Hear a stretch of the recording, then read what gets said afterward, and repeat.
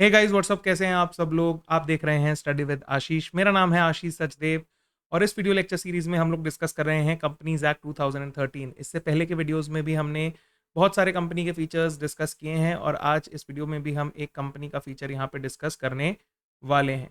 Before starting the video I would request all of you कि अगर आप channel पे नए हैं तो प्लीज़ चैनल को सब्सक्राइब कर दीजिएगा और इस वीडियो को लाइक कर लीजिएगा, एंड तक ज़रूर देखिएगा और शेयर भी कर दीजिएगा अपने फ्रेंड्स के साथ जो भी सीए फाउंडेशन कर रहे हैं या जो भी कंपनीज एक्ट 2013 को सीखना चाहते हैं। नीचे कमेंट करके मुझे बताइएगा कि आपको मेरा काम कैसा लगता है। Please help me help you, because if you do like share subscribe and comment तो इससे मुझे बहुत मोटिवेशन मिलती है एंड बहुत मदद भी होती है चैनल की। साथ ही I get motivated to create more such awesome content for you guys, right. You can also follow me on Instagram. I have 2 handles over there, study with Ashish and Ashish Sachdev reels. You can message me over there to talk to me, right. So now let's begin. Now in this lecture, in this video specifically we are going to talk about artificial legal person. तो ये एक feature है company का।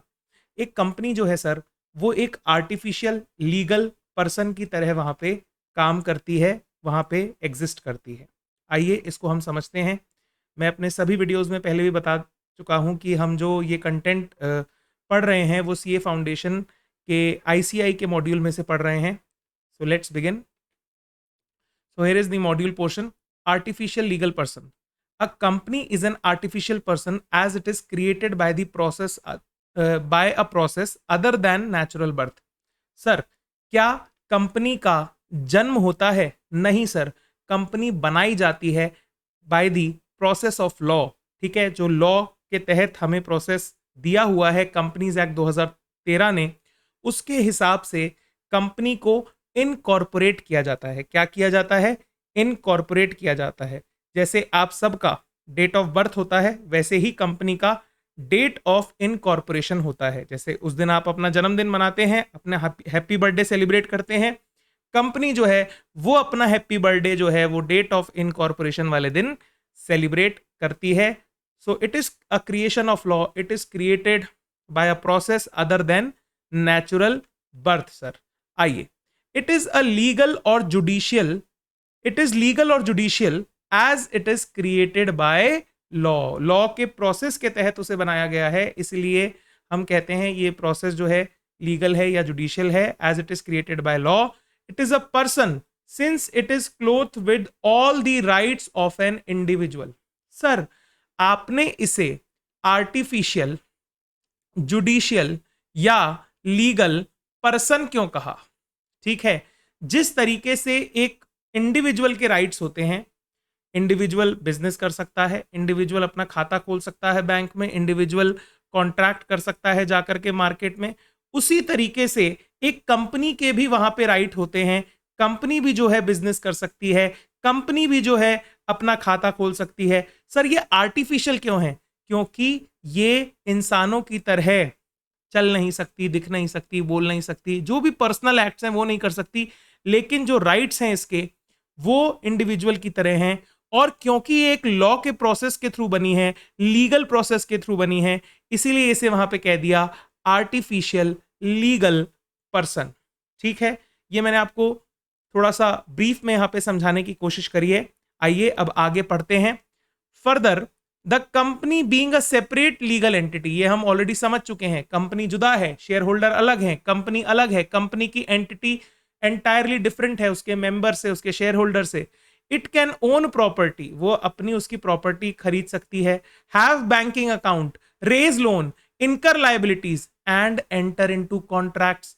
Even members can contract with the company, acquire right against it और incur liability to it. It can sue, यानी वो case कर सकती है। It can be sued in its own name, company पर भी केस किया जा सकता है। कंपनी भी केस कर सकती है और कंपनी पर भी जो है केस किया जा सकता है किसी और पार्टी के द्वारा। It can do everything which any natural person can do except be sent to jail. अरे क्या आप कंपनी को पकड़ करके जेल में भेज सकते हो? सत्यम का घोटाला हुआ, राइट। सत्यम कंपनी में घोटाला हुआ तो सत्यम के वहां पे डायरेक्टर को जेल भेजा गया जिसने घोटाला किया था, और दूसरे लोगों को वहां पे जेल भेजा गया जिन्होंने घोटाला किया था। क्या सत्यम कंपनी को ले जाकर के जेल में डाल दिया गया? नहीं नहीं। ठीक है, तो जो हमारे पर्सनल एक्ट्स हैं वो एक कंपनी नहीं कर सकती, ठीक है। जैसे आगे इन्होंने लिखा हुआ है, कंपनी कैन नॉट मैरी और प्रैक्टिस अ लर्नड प्रोफेशन, ठीक है। आप सब लोग पढ़ाई कर रहे हैं, सीए फाउंडेशन का एग्जाम देंगे, सीए इंटरमीडिएट का एग्जाम देंगे, उसके बाद सीए फाइनल का एग्जाम देंगे, और उसके बाद आप बन जाएंगे क्या, प्रोफेशनल चार्टेड अकाउंटेंट्स। क्या कंपनी सीए बन सकती है? कंपनी के मन में आया मैं भी फाउंडेशन दूं, नहीं नहीं, ठीक है। तो वो ये कार्य नहीं कर सकती। जो भी हमारे नेचुरल एक्ट्स हैं, पर्सनल एक्ट्स हैं एक इंसान के, वो एक कंपनी नहीं कर सकती। लेकिन उसके अलावा बिजनेस को वहां पे कैरी करना, कॉन्ट्रैक्ट्स वहां पे करना, बैंक अकाउंट ओपन करना, ये सारे कार्य जो हैं वो एक कंपनी कर सकती है, जैसे कि एक नेचुरल पर्सन करता है। Hence it is a legal person in its own sense. It can not be sent to jail, it can not take an oath, ठीक है। कंपनी शपथ नहीं ले सकती, ठीक है। चलिए, as the company is an artificial person, it can act only through some human agency. Sir अभी आपने कहा कंपनी बिजनेस कर सकती है, कंपनी बैंक में खाता खोल सकती है। अब आप समझाओ तो सही कि कंपनी बैंक में खाता खोलेगी कैसे? बैंक में अगर आपको आज खाता खुलवाना है, अकाउंट खुलवाना है, अकाउंट ओपन करवाना है, तो अभी तो ऑनलाइन हो जाता है। लेकिन कंपनी के लिए ऑनलाइन भी कौन करेगा? या पहले आपको बैंक में जाना पड़ता था, ठीक है। अभी ये सुविधा है कि आप ऑनलाइन फॉर्म भरिए तो आपका एग्जीक्यूटिव घर पे आता है। कई बैंक्स ने तो इतनी बढ़िया सुविधा दे दी है, एग्जीक्यूटिव घर आएगा, आपका खाता खोल के जाएगा। कई बैंक्स में भी आपको जाना पड़ेगा, राइट। लेकिन कंपनी के लिए नेट पे बैठ के, ऑनलाइन कंप्यूटर पे बैठ के वो प्रोसीजर भी कौन करेगा? क्योंकि वो तो आर्टिफिशियल पर्सन है, ठीक है। तो कंपनी यहां पे लिखा गया, बहुत ही इंपॉर्टेंट और कीवर्ड है। इसे आप जब इस टॉपिक के ऊपर अगर आपसे क्वेश्चन पूछा जाता है, that explain the artificial legal person, okay, company is an artificial legal person, explain, या एक्सप्लेन दिस फीचर, और आगे आर्टिफिशियल लीगल पर्सन लिखा हुआ है। तो जब आप ये आंसर वहां पे लिखेंगे तो इस शब्द को यहां पे आपको जरूर मेंशन करना है, that company acts through human agency, ठीक है। कंपनी जो है वो ह्यूमन एजेंसी के थ्रू वहां पे काम करती है। और ये उसमें कौन कौन काम करता है ह्यूमन एजेंसी के थ्रू? वो अपने डायरेक्टर्स के थ्रू वहां पे काम करती है, अपने एम्प्लॉयज के थ्रू वहां पे काम करती है, राइट। डायरेक्टर्स एम्प्लॉयज रखते हैं, स्टाफ रखते हैं, मैनेजमेंट रखते हैं, सब कुछ चीजें मैनेज करते हैं day to day affairs of the company को। और फिर जो है ये सभी लोग मिलकर के एजेंसी रिलेशनशिप एस्टैब्लिश करते हैं कंपनी के साथ, और फिर कंपनी के काम को आगे बढ़ाते हैं। समझ में आया? तो आपको ये याद रखना है, जो कीवर्ड है वो है human agency. A company, because it is an artificial person, it works through human agency, that is its directors, ठीक है। it works through its directors, okay। the directors, अब यहां पे देखिए कैन नॉट लिखा हुआ है, इस नॉट को यहां से हटा दीजिए, ठीक है। यहां पे ये मिस प्रिंट हो गया है। the directors can control affairs of the company and act as its agency, ठीक है। एक और चीज मैं यहां पे आपको बता देता हूं, मैंने आगे नोट्स में भी आपको प्रोवाइड की है। देखिए जो डायरेक्टर्स है ना, और जो कंपनी है, क्योंकि सेपरेट लीगल एंटिटी है, दोनों अलग अलग हैं, इन दोनों के बीच में एक एजेंसी रिलेशन क्या है एजेंसी रिलेशन, ठीक है। प्रिंसिपल और एजेंट का रिलेशन है। किसका रिलेशन है? प्रिंसिपल और एजेंट का रिलेशन है, ठीक है।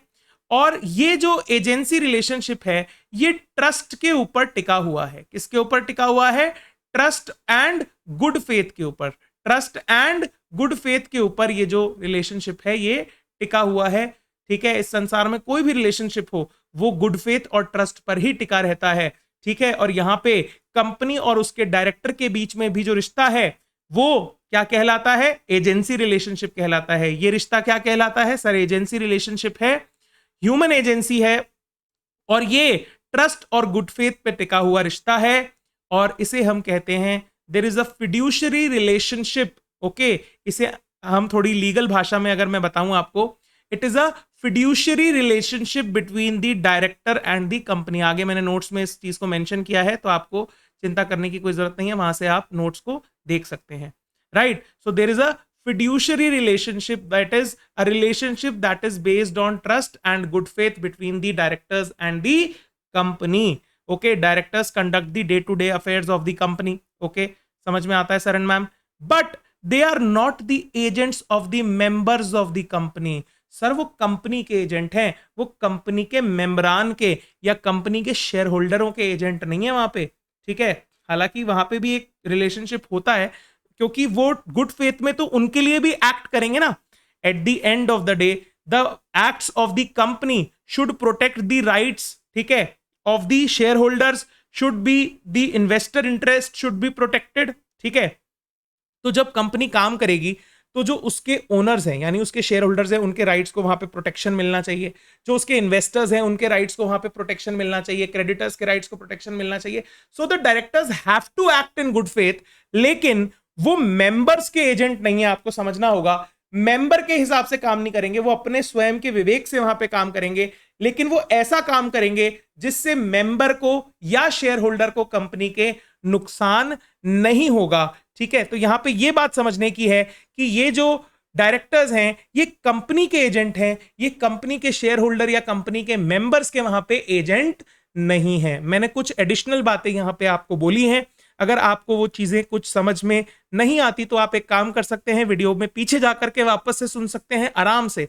अगर आप एक और बार सुनेंगे तो आपको क्लियरली समझ में आ जाएंगी वो सारी बातें. और फिर भी नहीं आती हैं तो आप इंस्टाग्राम पे जाकर के स्टडी विद आशीष या फिर आशीष सचदेव रील्स पे मुझे मैसेज करके पूछ सकते हैं. I will definitely solve your doubts over there.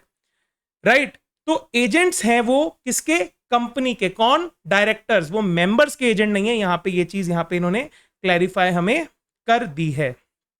The directors can enter either on their own, ठीक है, या तो वो खुद से, और through the common seal of the company can authenticate it's formal acts. यानी जो भी बिजनेस वो कंडक्ट कर रही है, जो भी कॉन्ट्रैक्ट में वो एंटर हो रही है, तो डायरेक्टर खुद से भी उसे ऑथेंटिकेट कर सकते हैं, या फिर कंपनी की जो कॉमन सील होती है उसके थ्रू वहां पे उन एक्ट्स को ऑथेंटिकेट करते हैं. जो भी फॉर्मल एक्ट्स जो कंपनी कैरी आउट करती है in its business, in its life time, जो भी वो काम करती है अपने जीवन काल में, जो भी कंपनी काम करती है, बिजनेस करती है, कॉन्ट्रैक्ट में एंटर करती है, जो भी करती है, उसे वहां पे ऑथेंटिकेट कौन कर सकता है, या तो डायरेक्टर्स स्वयं या by using the common seal of the company. इसीलिए लास्ट लाइन में लिखा है कंपनी को कहा जाता है आर्टिफिशियल लीगल पर्सन. ठीक है, पर्सन के जैसे राइट हैं, लीगल लॉ के प्रोसेस से बनी है, और आर्टिफिशियल है, एक्ट्स थ्रू ह्यूमन एजेंसी है. ये बातें जो हैं, तीन मुख्य बातें आपको याद करने की थी. यहां पे आप देख सकते हैं स्क्रीन पर नोट्स. ठीक है, यहां पे एक डिब्बा आपको साइड में बना हुआ दिख रहा है. ठीक है, तो आप समझिए ये जो डिब्बा है सर, ये डिब्बा एक कंपनी है. क्या है, कंपनी. और यहां पे मैंने इसे दो भागों में यहां पे बांटा है, और एक में लिखा है डायरेक्टर्स और एक में लिखा है शेयर होल्डर्स. ठीक है, तो आपको समझना होगा एक कंपनी के अंदर दो पावर स्ट्रक्चर होते हैं मुख्य, मेजर. एक होते हैं ओनर्स ऑफ द कंपनी, जो कि हैं share holders of the company, जो कि हैं share holders of the company.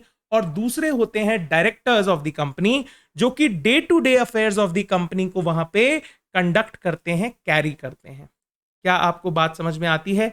ठीक है, डे टू डे अफेयर्स को कौन कंट्रोल कर रहा है कंपनी के? That is the directors. They are also power house in the company. Okay, and the other power house और the important part of company is the owners of the company, the shareholders of the company.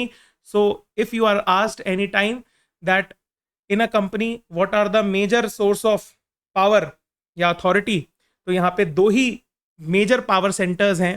एक तो directors होते हैं, companies act में इन्हीं के बारे में सबसे ज्यादा बातें की गई हैं, डायरेक्टर्स के बारे में, और शेयर होल्डर्स के बारे में, मेंबर्स के बारे में वहां पे बात की गई है, और भी स्टेक होल्डर्स के बारे में बात की गई है. लेकिन ये जो हैं, ये दो मेजर पावर सेंटर्स होते हैं किसी भी कंपनी के. डे टू डे अफेयर्स को मैनेज करता है डायरेक्टर्स, और बाकी सारी चीजों को के ऊपर अधिकार होता है और उनके पास राइट होता है किसका? शेयर होल्डर्स का. Right, now let us read the notes one by one. Right, company is a creation of law. जी हां, and is called an artificial legal person. ठीक है जी. It has all rights as an individual. It can act like an individual except personal and natural acts. ठीक है. It is a legal person. It can, legal person क्यों है? Creation of law है. ठीक है, ये भी आप यहां पे ऐड कर सकते हैं. It is a creation of law. It can contract, open bank account, give loans, take loans, incur liability, carry out business, etc. It can sue and can be sued. ठीक है, केस कर सकती है. इसके ऊपर भी केस हो सकता है कंपनी के ऊपर. Even members can contract with a company. It works through human agency as it is an artificial person, तो वो खुद से काम नहीं कर सकती. Directors act in good faith as the agents of the company. There is a fiduciary relation between the directors and the company. Directors are not the agents of the members of the company. Very, very important to understand. But they also act in good faith for the members of the company. क्योंकि अगर वो members के good faith में काम नहीं करेंगे तो ultimately जो है इसका मतलब वो कंपनी के गुड फेथ में भी काम नहीं कर रहे, ठीक है, क्योंकि company belongs to the shareholders, the members, उनका अल्टीमेट वहां पे ओनरशिप होता है, right. Directors have the power to authenticate the formal acts of the company either by themselves or through the common seal of the company. तो जो बातें हमने पीछे पढ़ी थी उन्हें यहाँ पे मैंने थोड़ा सा नोट्स के फॉर्म में आपको दिया है so that it becomes easy for you guys to learn and revise, right? I hope आपको यहाँ तक की चीजें जो हैं समझ में आ गई होंगी. पिछले वीडियोस को जरूर देख लीजिएगा प्लेलिस्ट के अंदर जाकर के. So this was all for this video. Thanks for watching. मैं हमेशा एक बात बोलता हूं, आप लोग बहुत खूबसूरत लोग हैं sir. You guys are really very awesome. Thank you. और अगर आप अभी तक वीडियो में बने हुए हैं तो प्लीज वीडियो को लाइक कर दीजिएगा, शेयर कर दीजिएगा अपने फ्रेंड्स के साथ जो सीए फाउंडेशन पढ़ रहे हैं या जो कंपनीज एक्ट के बारे में जानना या सीखना चाहते हैं. चैनल पे नए हैं तो सब्सक्राइब जरूर कर दीजिएगा और बेल आइकन को प्रेस कर दीजिएगा so that whenever I make a new video you get the update of the same. और नीचे कमेंट करके जरूर बताइएगा आपको ये वीडियो कैसा लगा. जहां से आप वीडियो देख रहे हैं वो जगह भी लिखिएगा, मुझे बहुत अच्छा लगता है, मोटिवेशन मिलता है ऐसा काम और करने के लिए. Thanks for watching. एंजॉय.